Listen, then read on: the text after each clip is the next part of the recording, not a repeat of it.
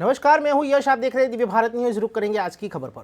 गुजरात के अहमदाबाद में राजीव गांधी भवन में आज आदिवासियों की जमीन से लेकर पेंडिंग प्रश्नों के मुद्दों पर कांग्रेस द्वारा आदिवासियों के हक को लेकर गुजरात प्रदेश प्रवक्ता पार्थिवराज काठवाड़िया ने मीडिया से बातचीत करके कांग्रेस की रणनीति के बारे में जानकारी दी।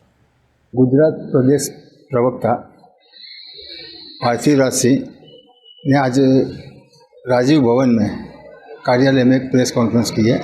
मुद्दा ये है कि ये आदिवासी के जो प्रश्न जो है, जिनकी अभी तक कोई हल नहीं हुआ है, उससे लेकर इन्होंने कुछ कहना चाहते हैं और वो आज हमारे साथ हैं। हम उनसे मिलते हैं, जानते हैं वो क्या कहना चाहते हैं, खास करके आदिवासी को लेकर। सर, आज की आपने ये जो पीसी रखी थी, क्या मुद्दा क्या है? कल 9 अगस्त विश्व आदिवासी दिवस है। अभी विश्व आदिवासी दिवस की जो फेस्टिवल है उसको मनाने का पूरा तैयारी हो रहा है। उसके सामने पार्लियामेंट के कुछ चौंकाने आंकड़े सामने आए।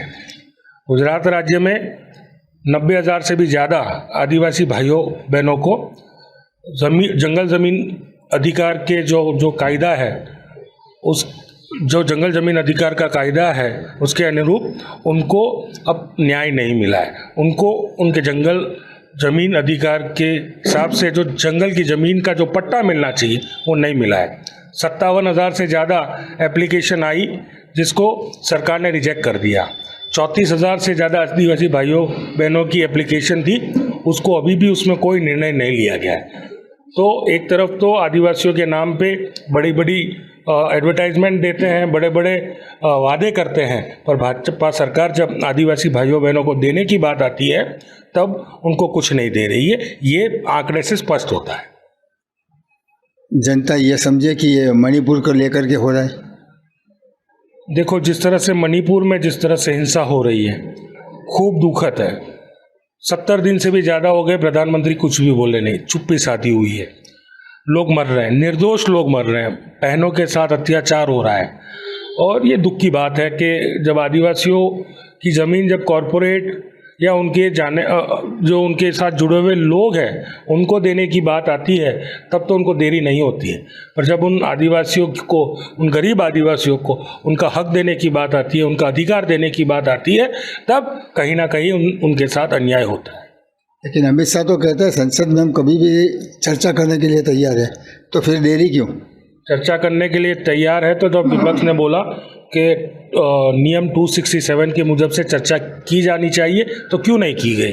क्या बात थी कि 267 के नियम के अनुसार जो पहले भी हुई है तो वो नियम के अनुसार चर्चा क्यों नहीं की गई? क्यों भाग रहे? प्रधानमंत्री देश के मुखिया है, देश के मुखिया इस चर्चा में भाग लेने से क्यों भाग रहे हैं? इतने साल से प्रधानमंत्री मीडिया में तो बहुत छा जाते हैं, तो उनको बोलिए कि इस मुद्दे पे भी प्रेस कॉन्फ्रेंस करें, जिससे कि जो निष्पक्ष हमारा मीडिया है वो उनको सही सवाल पूछ सके। सुप्रीम कोर्ट ने राहुल जी को राहत दी है, आगे का कदम क्या होगा? जिस तरह से सुप्रीम कोर्ट ने जिस तरह का निर्णय लिया है, पूरे देश में जो लोकतंत्र में विश्वास रखने वाले लोग हैं, जो न्याय तंत्र में विश्वास रखने वाले लोग हैं, उसमें बहुत खुशी आई है। लोकतंत्र और न्यायतंत्र दोनों पे विश्वास बढ़ा है। आप इस तरह से किसी के लोकतांत्रिक अधिकारों को दबा नहीं सकते, ये इससे स्पष्ट होता है। आम आदमी पार्टी जुड़ना चाहती है, कांग्रेस कह रही है अभी कोई तय नहीं हुआ है, क्या है? देखो, इस गठबंधन की जब पार्लियामेंट के इलेक्शन की बात होती है, उसका निर्णय इंडिया गठबंधन करेगा, हाईकमांड करेगा, और उसके ऊपर आप वहीं से ज़्यादा आपको स्पष्टीकरण मिल पाएगा। सर, आखिरी सवाल, अगर मान लो आने वाले चुनाव लोकसभा के इंडिया जीत जाती है, प्रधानमंत्री कौन बनेगा?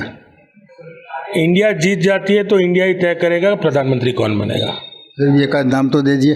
वही कह रहा हूँ कि इंडिया ही तय करेगी। यहाँ पे सीधा प्रधानमंत्री का या राष्ट्रपति का चुनाव नहीं, राष्ट्रपति का चुनाव डायरेक्ट होता है। ये अमेरिकन की तरह प्रेसिडेंशियल इलेक्शन वाली डेमोक्रेसी नहीं है। यहाँ मैं इसलिए कहता हूँ क्योंकि बहुत सारे उम्मीदवार हैं, जैसे कि अभी वो आपके ममता बनर्जी, अरविंद केजरीवाल है, राहुल गांधी जी है, बहुत सारे हैं। यही तो मज़ा है लोकतंत्र का कि सबको मौका मिलता है।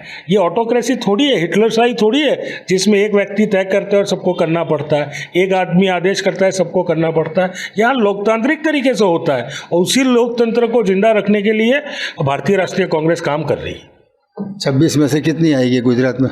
अरे हम तो चाहते हैं 26 में से 26 आ जाए और पूरी मेहनत करेंगे, जितनी हो सके उतनी ज़्यादा सीट लाएंगे। क्योंकि शक्ति सिंह जी का इस बार काफ़ी कॉन्फिडेंसली बोलते हैं कि नहीं, कुछ तो बदलाव होगा। परिवर्तन दिख रहा है। लोग महंगाई से तंग है, लोग बेरोजगारी से तंग है, लोग तंग है जो जिस तरह का शासन इस प्रदेश में और देश में हो रहा है।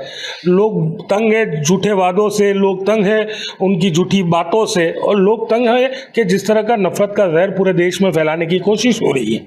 लोग तंग आ चुके हैं और उसका परिवर्तन आपको आने वाले चुनाव में देखने मिलेगा।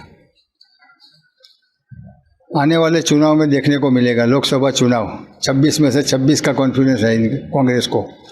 सामने आम आदमी पार्टी भी है, भाजपा भी है। अब देखना ये है कि भाजपा का रिकॉर्ड टूटता है या फिर पुनरावर्तन या परिवर्तन, ये जनता तय करेगी। देखते रहिए मेरे साथ। दिव्य भारत न्यूज़, गिरीश जोशी, अहमदाबाद।